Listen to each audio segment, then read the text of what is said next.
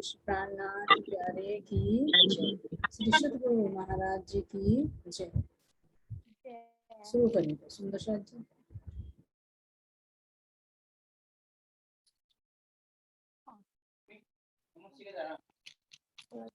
ठीक है।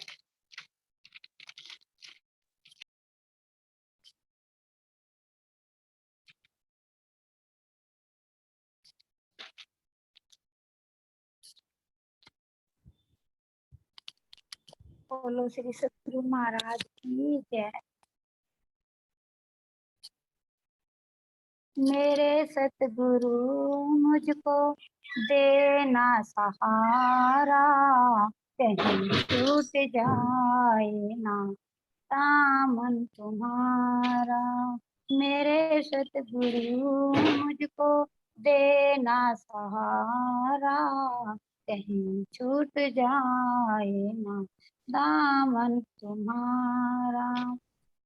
चमकते हैं दुनिया में जो चांद तारे, तेरी ज्योति से लेते हैं तारे। चमकती है दुनिया में जो चांद तारे, तेरी ज्योति से लेते हैं तारे। घुमाता है इन्हीं को एक तेरा इशारा, कहीं छूट जाए ना दामन तुम्हारा। मेरे सतगुरु मुझको देना सहारा, कहीं छूट जाए ना दामन तुम्हारा। तेरे रास्ते से हटाती है दुनिया, मनोहर बहुत रूप दिखाती है दुनिया। तेरे रास्ते से हटाती है दुनिया, मनोहर बहुत रूप दिखाती है दुनिया। मैं ना देखूं ये जग का झूठा इशारा, कहीं छूट जाए ना दामन तुम्हारा। मेरे सतगुरु मुझको देना सहारा, कहीं छूट जाए ना दामन तुम्हारा। सिवा ज्ञान से मुझ में, सिवा ज्ञान मुझ में समाए न कोई, लगन का दीपक जलाए न कोई। सिवा ज्ञान मुझ में समाए न कोई, लगन का दीपक जलाए न कोई। तू ही मेरी दुनिया, तू ही मेरे प्रीतम, कहीं छूट जाए ना दामन तुम्हारा। मेरे सतगुरु मुझको देना सहारा, कहीं छूट जाए ना दामन तुम्हारा। प्रणाम। राम जी प्रणाम। वो देश प्राणनाथ प्यारे की जय। श्री सद्गुरु जय जय जय। सतगुरु चरण को गुरु शबेम प्रणाम। अशुभ हरण मंगल चंद्र जीना, श्री प्राणनाथ निज मूलपति, सिर में राज शुभ नाम। तेज कुंवर श्यामा युगल को पल पल करो प्रणाम, पल पल करो प्रणाम। श्री प्राणनाथ निज मूलपति, सिर में राज शुभ नाम। तेज कुंवर श्यामा युगल पल पल करो प्रणाम। श्री प्राणनाथ प्यारे की जय। श्री सद्गुरु महाराज की जय। सद्गुरु श्री रामरतन जी महाराज की जय। श्री पन्ना धाम की जय। चलिए सुंदर शाह जी। अब हमारा चल रहा है कौन सा, परिक्रमा ग्रंथ का पहला प्रकरण, और पहले प्रकरण की चौपाई पर आ गए हम 66 आवाज करो भाई। यानी 66 प्रणाम चौपाई। प्रणाम। आवाज कम हो रही है। आवाज कम आ रही जी, बहुत कम। आवाज कम आ रही है आपकी बहुत ज्यादा। अब हमारी चौपाई चल रही है 66वीं चौपाई यानी 66। अब क्या कह रहे हैं, कहे महमत प्रेम समान तुम दूजा जिनको ही जान, ले उछरंग ते घर आए पिया प्रेमे कंठ लगे। अब इसमें महाराज जी ने क्या बताया है, प्रेम का महत्व, कि प्रेम क्या क्या कार्य करता है, प्रेम आने से आत्मा की स्थिति कैसे बन जाती है। तो इसमें क्या कह रहे हैं कि श्री महामती जी कहते हैं कि हे साथ जी, आप प्रेम यानी इश्क के समान अन्य किसी को भी न समझो। इसीलिए महाराज जी कह रहे हैं कि इश्क बड़ा सबन में साधो भाई, इश्क बड़ा सबन में। जो पूरा प्रकरण दिया कि कोई तप को बड़ा बता रहा, कोई जप को बड़ा बता रहा, कोई तीर्थ को बड़ा बता रहा है, कोई ध्यान को बड़ा बता रहा, कोई ज्ञान को बड़ा बता रहा, लेकिन महाराज जी कह रहे हैं इश्क बड़ा सबन। इसमें इश्क की महिमा बता रहे, तो महाराज जी कह रहे हैं कि इश्क को किसी और के समान ना समझे, क्योंकि इश्क की बराबरी, प्रेम की बराबरी कोई दूसरा यहाँ पर कर ही नहीं सकता। तो क्या कह रहे हैं, इसी प्रेम के द्वारा ही हम आनंद पूर्वक अपने निज धाम का साक्षात्कार कर सकते हैं। तो देखो इसका महत्व समझो कि कोई छोटी मोटी चीज जो साक्षात परम धाम का दर्शन करा दे, परमात्मा के दर्शन करा दे, उनके हृदय तक की बात को उजागर कर दे, आत्मा को परमात्मा को एक रूप कर दे, है ना, इस संसार के खारे संसार को भी प्रेममय कर दे, अमृतमय बना दे, तो इस प्रेम की महिमा कोई आंकी जा सकती है? नहीं आंकी जा सकती। और ये प्रेम क्या है, साक्षात ब्रह्म का ही अर्थ, प्रेम ब्रह्म दो एक। तो इस प्रेम के पूरा वर्णन बताकर सारांश रूप में महाराज जी बता रहे हैं कि इसकी महिमा को देखो, इसको तोल कर देखो, इसकी महिमा क्या है। पीछे की चौपाई में सारा प्रेम का वर्णन करते हैं कि क्या है प्रेम, इसकी महत्ता क्या है, बाद में उसका सार देंगे कि प्रेम को तुम छोटा मोटा मत आंको, इसकी महिमा अपार है। और क्या कह रहे हैं कि ये निज धाम का साक्षात करा देती है। और फिर जब निज धाम का साक्षात्कार होता है, परमात्मा का साक्षात्कार होता है, तो क्या करे, इसी प्रेम के बल पर परमात्मा अपने आत्माओं को अपने गले से लगा। अब गले से लगाना क्या है, देखो बताया तो ऐसे जाएगा, लेकिन गले से लगाने का मतलब समझो कि जो आत्मा है परमात्मा है, दोनों एक रूप हो जाए। यहाँ तो एक शाब्दिक होता है कि भाई गले से गले लगते हैं, कि भाई हृदय से हृदय मिला, अंग से अंग मिला, कि एक रूप है। एक जो अंदर भाव होता है, उस भाव को प्रकट किया जाता है। लेकिन फिर भी यहाँ पर हो सकता है कि भले ही छाती से छाती मिल रही है, हाथ से हाथ मिल रहे हैं, कंधे से कंधा मिल रहा है, लेकिन दिलों में फिर भी द्वैत होता है, मन में फिर भी द्वैत होता है। एक रूप नहीं हो सकते, वो उसके दिल की बात को नहीं जान सकता, वो उसके दिल की बात को नहीं जान सकता, जब तक प्रकट ना किया जाए। थोड़ा सा भाव तो आ जाती है, संकेत तो आ जाते हैं, लेकिन पूर्ण रूप से दो जो होते हैं वो एक नहीं होते गले में। तो ये तो यहाँ संकेत है। तो इसी बात को जो यहाँ पर प्रकट किया गया कि गले लगा देते हैं। तो गले लगाने का मतलब क्या है कि जब आत्मा के अंदर वो प्रेम आता है, परमात्मा के अंदर भी प्रेम है, तो जब दोनों एक रूप हो जाते हैं तो यो ही गले में लगा है। और इस गले से लगाने का मतलब सारे अंगों का एक रूप होकर उस आनंद में एक रूपता में लीन हो जाना, ये है गले में। तो किसके कारण, प्रेम के कारण। तो इसलिए कह रहे कि परमात्मा को अगर पाना है, परमात्मा के दिल की बातों को अगर जानना है, तो बिना प्रेम के उसकी पहचान नहीं की जा सकती। और यह प्रेम कहाँ पर, इसी मूल मिलाप, जो मूल मिलाप जहाँ पर हमारी परात्म बैठी है, प्रेम स्वरूपा है, तो यह पूरा मूल मिलाप, पूरा ब्रह्मांड क्या है, प्रेम का भंडार है। महल मंदिर क्या है, सब ये प्रेम के है, नूर में ही है, नूर के बने, उनके कण कण में प्रेम है, कण कण में चेतनता है, कण कण में आनंद है। तो उसका महाराज जी ने यहाँ पर शब्दों में वर्णन किया, लेकिन अगर उसका एहसास करना है तो उसका एहसास केवल आत्मा प्रेम के माध्यम से ही कर सकती है। तो ये कह रहे हैं कि प्रेम को कोई तुम छोटा मोटा मत आंको। जब आत्मा के हृदय में प्रेम प्रकट होगा तो उसके लिए कुछ भी बाधक नहीं होगा। वो तो साक्षात अपने धाम धनी से मिलकर एक रूप हो जाएगी और यहाँ पर रहते रहते भी वो हर चीज में अपने परमात्मा के दर्शन कर, एक दृष्टि, जैसी दृष्टि वैसी सृष्टि, है ना। तो ये प्रेम की महिमा का महाराज जिसमें वर्णन करता है। अब क्या कह रहे हैं, तेरे धाम का वर्णन मंगलाचरण। अब ये मंगलाचरण शुरू होता है प्रकरण दूसरा, ठीक है।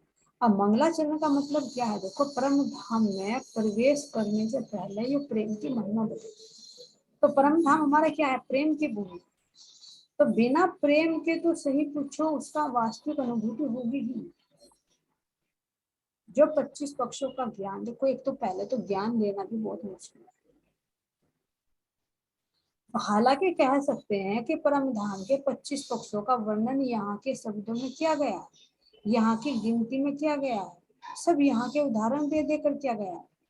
लेकिन इस चीज को जो महाराज जी कह रहे कि शब्दातीत को मैंने शब्दों में लाकर वर्णन किया है, तो किसी की मजाल नहीं है कि बिना उस परमात्मा की कृपा के इसको समझ ले। अगर समझ भी लेगा तो बुद्धि सब फुल हो जाएगा, अखंड नहीं होगा। तो ये सही पूछे तो ये बाहर का ज्ञान भी परमात्मा की कृपा से ही हृदय में ठहरेगा। नहीं तो एक से बड़े बड़े ज्ञानी पड़े हैं, बता देंगे याद करके, लेकिन वो चित्त में नहीं ठहरेगा। फिर इसके अंदर की वास्तविकता, ये तो एक संकेत है, तो पहले संकेत फिर इसकी वास्तविकता। तो वास्तविक अनुभव कब होगा, मूल मिला रहेगा। वास्तविक अनुभव कब होगा मैं परमात्मा का, जब हृदय में प्रेम। तो इसलिए परम धाम में प्रवेश करने से पहले ये प्रेम की महत्ता बताई, प्रेम की महिमा का गान किया। तो जब प्रेम आएगा तो क्या कह रहे हैं, मोहजल लहरा। तो ये माया की जो लहरें हैं ये खत्म हो जाएंगी, दोनों में खत्म हो जाएगी। तो फिर क्या बचेगा, तो जब पूर्ण रूप से समर्पण हो जाता है, पूर्ण रूप से मैं खत्म हो जाती है, तो वही मंगलकारी चलन है, वही चलन ही कल्याणकारी है। अगर मैं रूपी अहंकार खड़ा है तो वो कल्याणकारी नहीं, वो बाधक हो जाए। तो जब रास के अंदर भी देखो, पहले रास के अंदर प्रवेश करने से पहले भी हमको परीक्षा देनी पड़ी कि संसार का प्रति कोई मोह राग द्वेष मान मर्यादा तो नहीं। जब परम रास के अंदर प्रवेश किया, जब परम धाम की प्रतिबिंब, और ये तो साक्षात परम धाम है, इसके अंदर बिना प्रेम के कैसे प्रवेश कर सकते। तो जब रास में प्रवेश करने से पहले परीक्षा से गुजरना पड़ता है आत्मा को, तो परम धाम में प्रवेश करने से पहले क्या किसी जीव को कसौटी पर नहीं कसा जाएगा, क्या आत्मा को नहीं कसा जाएगा। आत्मा के अंदर क्या परख नहीं की जाएगी कि एक तरफ मैंने तुझे परम धाम का ज्ञान दिया और एक तरफ तेरे संसार है, तो तू किसको महत्व देता। तो अगर थोड़ा सा भी जीव के अंदर संसार के प्रति रहा, देखो एक रहना और एक करना अलग अंतर होता है, बहुत बारीकी से समझना। एक तो हमें संसार में रहकर लोग दिखावे के लिए कहीं पर फर जाता है तो शरीर क्रिया करेगा, लेकिन अगर अंतर हृदय से हम आते हुए तो वो जल में रहते हुए भी हो रहा है, नहीं तो शरीर तो अंत समय तक साथ में रहेगा। तो क्या शरीर को हम खाना नहीं दे, क्या शरीर की जीविका चलाने के लिए क्रिया नहीं करनी पड़ती, लेकिन ये क्रिया कौन कर रहा है, शरीर। किससे कर रहा है, चेतना के बल से।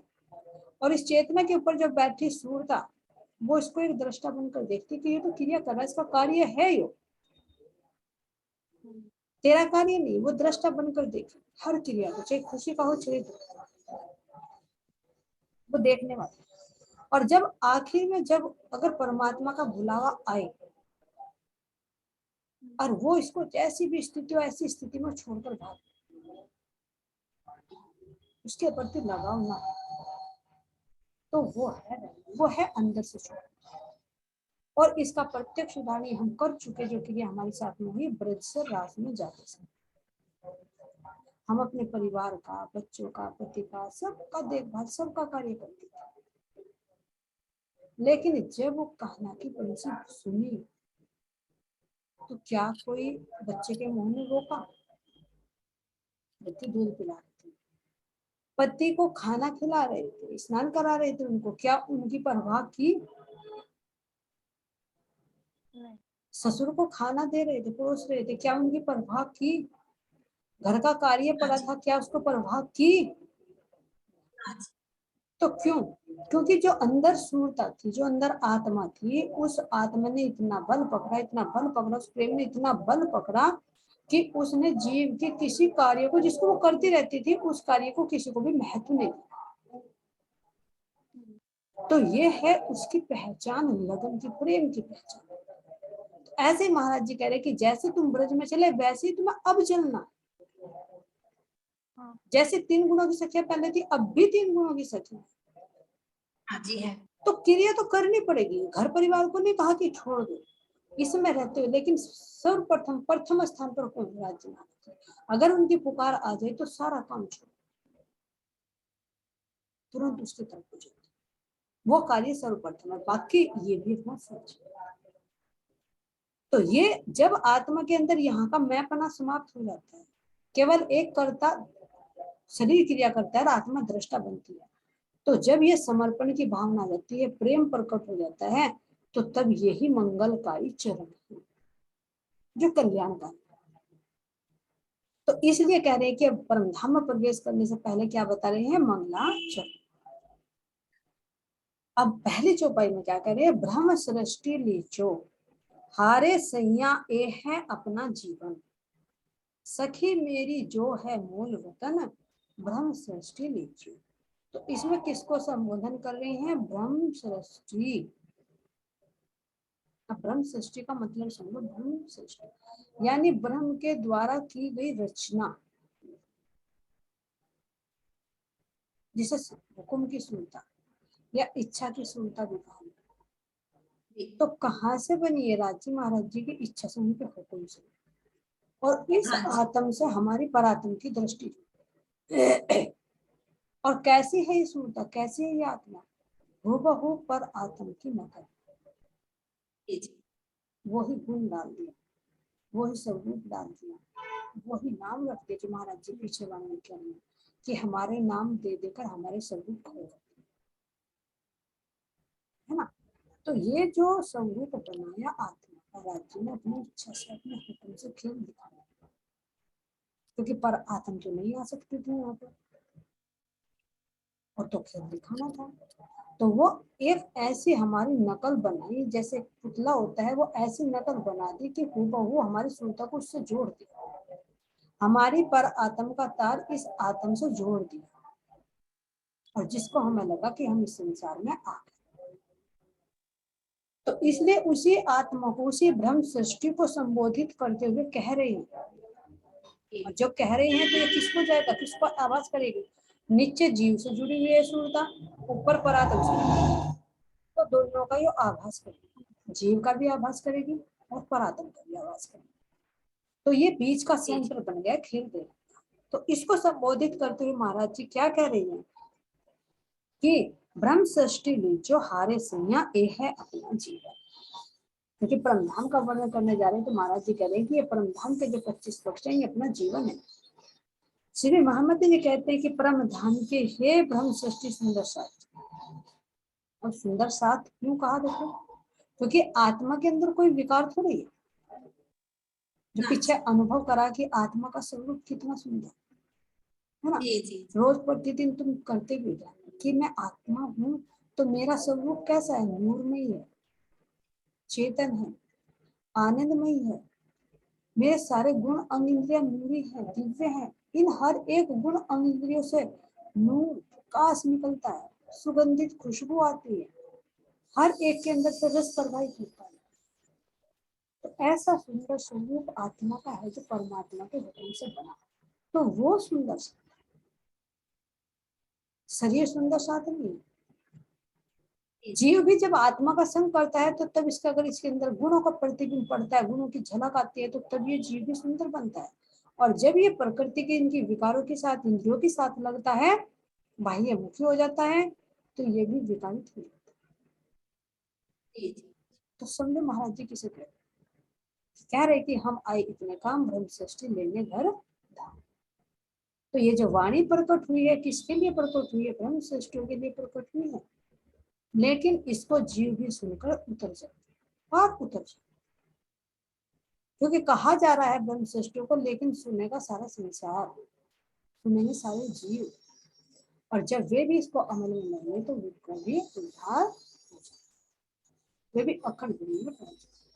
तो इसलिए क्या कह रही है, मेरे ब्रह्म सृष्टि सुंदर साक्षी, परम धाम ही हमारा मूल घर है। तो मैं कौन हूँ? एक कहना नहीं, एक एहसास कर। और एहसास देखो, एहसास कब होगा?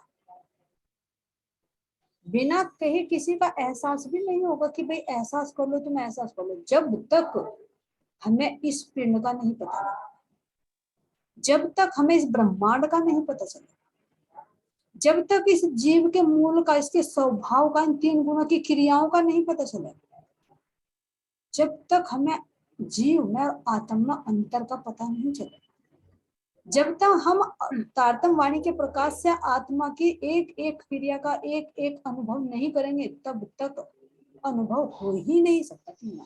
केवल कहने मुझे कि मैं ब्रह्म सृष्टि में परमधाम से आऊं, मेरा घर परमधाम। तो महाराज जी कह रहे कहनी नहीं, एक अनुभव, एक एहसास। तो इसीलिए पहले महाराज जी कह रहे हैं कि पहले इस पिंड को समझो जिसमें तुम खोए हो, जो तुम्हें दिया गया, जिसको तुम समझते थे कि मैं हूँ। तो पहले इस शरीर को समझो कि ये शरीर क्या है। तो जब इसको समझ लेंगे, इसकी प्रकृति को देख लेंगे, इसके अंदर जो दुखों का भंडार उसको समझ लेंगे, तो फिर जाहिर सी बात है ये जीव भी इससे अलग हटना चाहिए,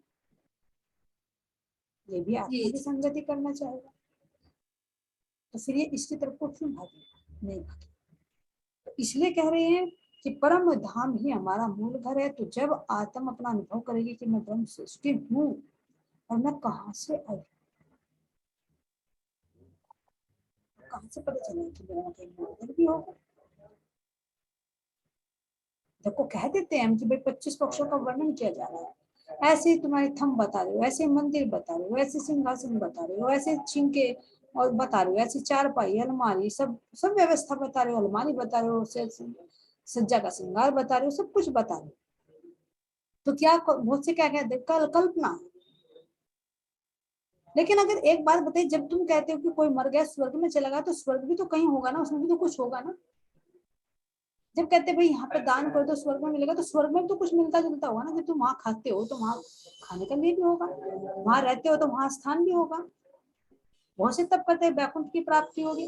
भाई बैकुंठ में जो तुम्हारे इष्ट है तो उनके भी रहने का स्थान होगा, तुम्हारे भी रहने का स्थान होगा। गायत्री के धाम का वर्णन आता है वेदों में कि भाई 84 कोष में एक हीरा का महल है, तो वो महल भी तो है, तो क्या वो है नहीं? ऊपर वर्णन करते गोलोक धाम है। तो जब इन सबका धाम है तो परम धाम क्यों नहीं है? लेकिन वो नहीं, आनंद में चेतन है। बस उसको महाराज जी ने यहाँ के शब्दों में वर्णन किया है, नहीं तो और कौन से शब्द उसको वर्णन करें।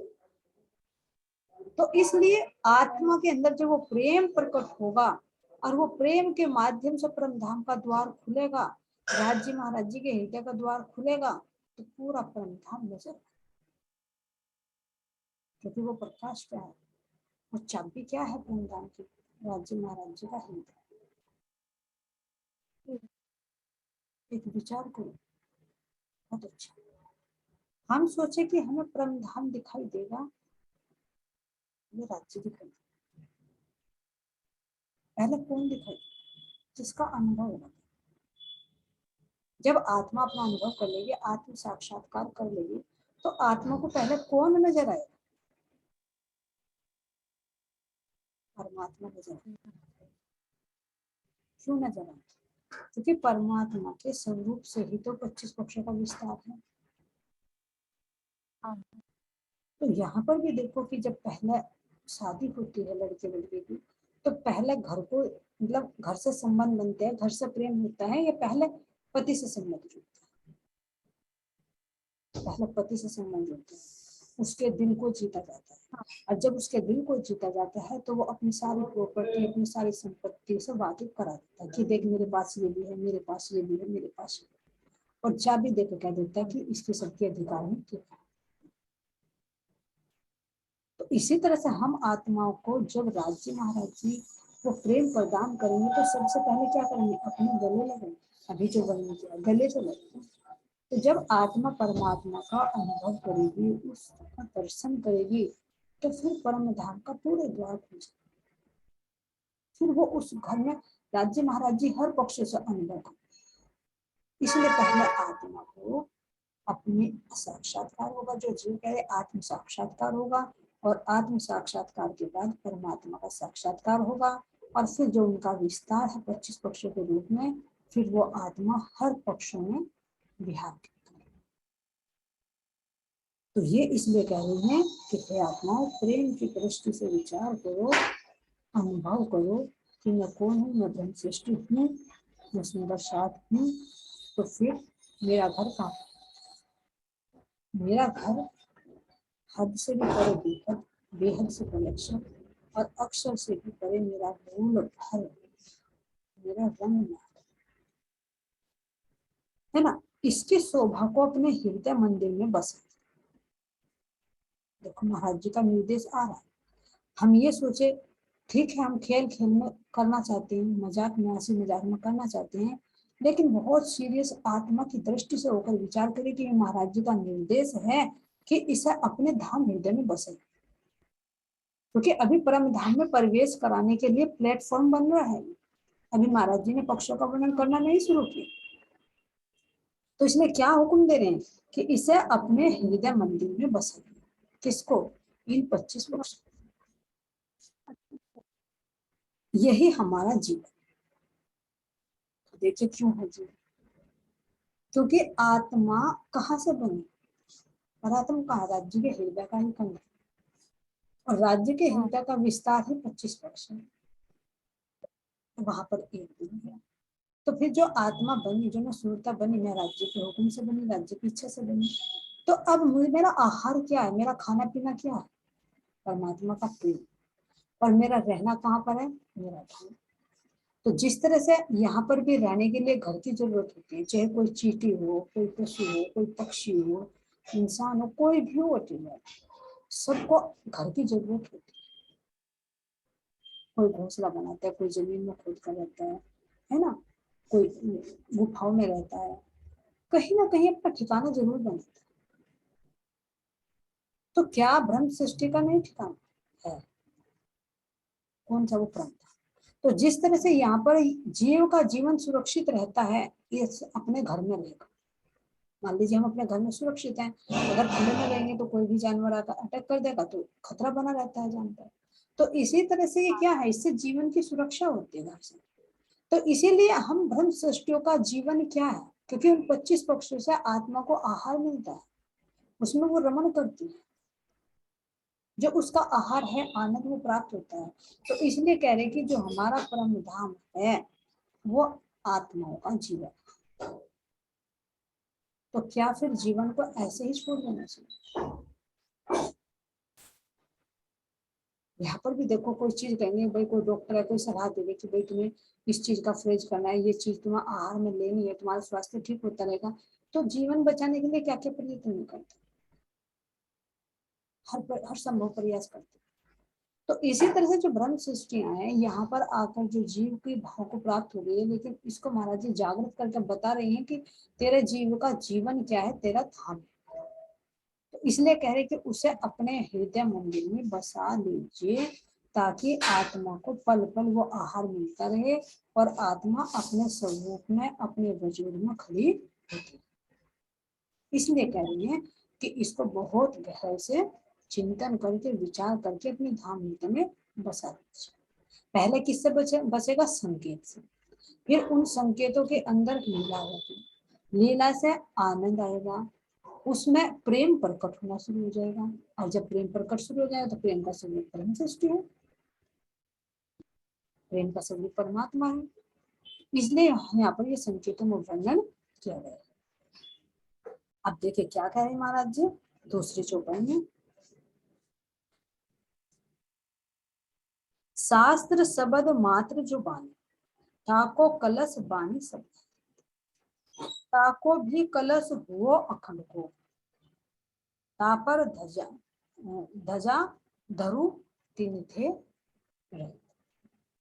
अब महाराज जी शास्त्रों का बताते हुए कह रहे हैं कि शास्त्रों की वाणी में केवल शब्द मात्र, खुद गहराई से विचार करना इन चीजों, जो यहाँ पर हमारे शास्त्र हैं, 4 वेद हैं, 6 शास्त्र हैं, 18 पुराण, 108 उपनिषद हैं, है ना, प्रत्येक पक्ष के हैं, तो इन सबको कह रहे हैं कि ये मात्र शब्द हैं। क्यों शब्द हैं? क्योंकि इनके माध्यम से बेहद को या परम धाम को नहीं समझा जा सकता, है ना। बेहद को और परम धाम को नहीं समझा जा सकता। क्यों? क्योंकि ये सोपन की बुद्धि से निकले हुए शब्द हैं और केवल हद भूमि तक का ही इनके अंदर ज्ञान, बस परम धाम का थोड़ा संकेत मात्र। तो इसलिए क्या कह रहे हैं, ये केवल शब्द शास्त्र। और जो हमारी तारतम वाणी है, तो तारतम वाणी को क्या कह रहे हैं कि ये निराकार के पार है, क्योंकि इसके पीछे क्या है, वास्तविकता है, इसके अंदर ये वास्तविकता से निकले हुए शब्द है। इंद्रावती सखी ने परम धाम को देखा, देखकर उसका अनुभव किया और उस अनुभव को यहाँ के शब्दों में उतारा। तो इसलिए कह रहे हैं एक चौपाई में कि ये कविता नहीं है कि तुम समझो कि ये वाणी कोई कविता है। क्यों? कविता में क्या होती है, कल्पना, लेकिन ये कल्पना नहीं, ये वाणी कैसी है, ये सतवाणी। क्यों है? क्योंकि देखने में तो शब्द ऐसे ही लगेंगे जैसे और ग्रंथों के, लेकिन इन शब्दों के पीछे वास्तविकता है। ये सत्य भूमि के वचन हैं, सत्य से प्रकट हुए शब्द हैं, सौपन के नहीं। तो इसलिए कह रहे कि जितने भी ये वेद शास्त्र हैं, ये शब्द क्या हैं, केवल शास्त्र शब्द मात्र जो है, केवल शब्द वाणी है। और इनको भी क्या कह रहे, ताको कलश वाणी शब्द आती है। अब इसमें क्या कह रहे हैं कि शास्त्रों की वाणी में केवल शब्द मात्र है, उनके ऊपर कलश के रूप में बेहद की शब्दातीत वाणी का ज्ञान सुशोभित हो रहा है। अब चारों वेदों के अंदर, 6 शास्त्रों के अंदर, पुराणों के अंदर कहाँ तक का ज्ञान है, शून्य निराकार तक का, उसके अंदर शब्द समाहित हो जाते हैं। फिर इससे ऊपर का ज्ञान कौन सा आता है, बेहद भूमि का ज्ञान, जो पंच वासनाएं लेकर आई है ना, जो पंच वासनाएं लेकर आई हैं, तो वो क्या है, बेहद का ज्ञान। तो इनके ऊपर क्या है, ये कलश है। यहाँ हद भूमि के ज्ञान के ऊपर बेहद का ज्ञान क्या है, कलश है। अब इससे भी कह रहे हैं, उससे भी ऊपर कलश के रूप में अखंड परम धाम का ज्ञान। ठीक है, ये जो शास्त्रों की वाणी, ये तो एक केवल शब्द मात्र है, और इनके ऊपर कलश के रूप में, यानी इन सबका कलश क्या हुआ, बेहद भूमि, यानी शब्दातीत वाणी ज्ञान सुशोभित थोड़ा बेहद का ज्ञान, उसके भी ऊपर कलश के रूप में। अब दूसरा कलश कौन होगा, परम धाम का ज्ञान। तो हो गए, एक कलश तो नीचे हो गया, यानी जो शास्त्र केवल शब्द मात्र है। एक कलश शब्दातीत का ज्ञान हुआ, उसके ऊपर दूसरा ज्ञान परम धाम का कलश, तो हो गए 3 कलश। अब क्या करें, उसके भी ऊपर कलश के रूप में अखंड परम धाम का ज्ञान है, उसके ऊपर परम धाम की शोभा का गायन करने वाली शब्दातीत ध्वजा को मैं फहरा रही हूँ, यानी लगा रही। तो इन कलशों के ऊपर क्या लगेगी, प्रेम रूपी ध्वजा। देखो कितना सुंदर नाम।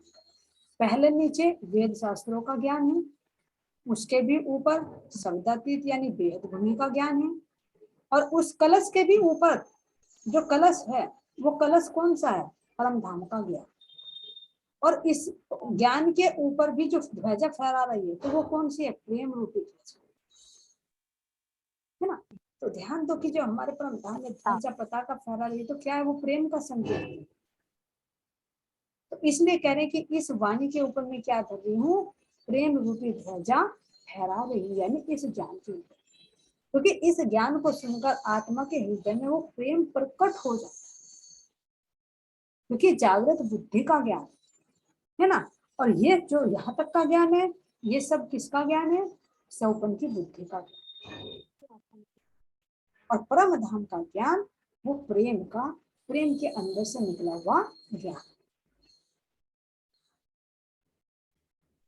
तो ये चौपाई दोबारा मैं रिपीट कर दूँ चौपाई को हो चुका। शास्त्र शब्द मात्र जो बानी, ताको कलश बानी शब्दातीत, ताको भी कलश हुओ खंड को, तापर ध्वजा धरु तिनते रहित, तापर ध्वजा धरु तिनते रहित। बोले श्री प्राणनाथ प्यारे की जय, श्री सद्गुरु महाराज की, श्री कन्या धाम की, समर सुंदर साथ की प्रणाम जी। प्रणाम जी।